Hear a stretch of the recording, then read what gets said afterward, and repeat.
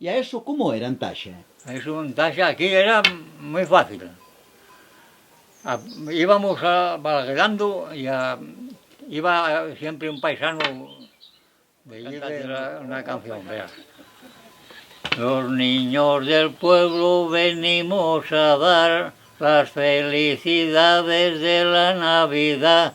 Si ustedes desean buen año empezar, antes de las 12 a Belén llegar.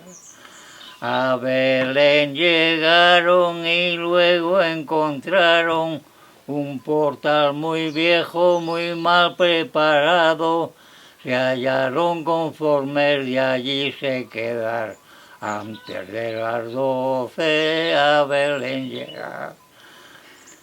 A dónde caminar quisiera saber, un hombre de noche con una mujer, hurtada la lleva o yo jugo mal, antes de las 12 a Belén llegar.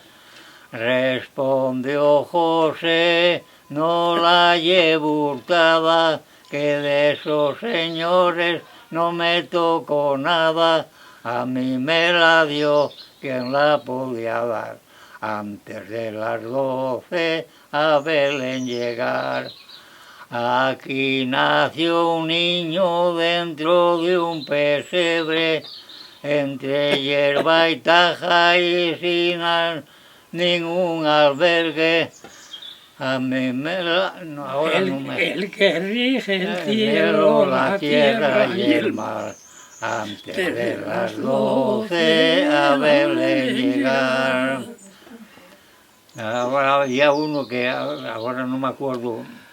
A Belén llegaron y luego encontraron un portal muy viejo, muy mal preparado, se hallaron conformes de allí se quedar, antes de las 12 a Belén llegar. Esos, yo por lo menos sabía 24. Hermosa, rosa, y ahora no sé más ninguno. florida, dicen uno al otro, no la hay en mi vida.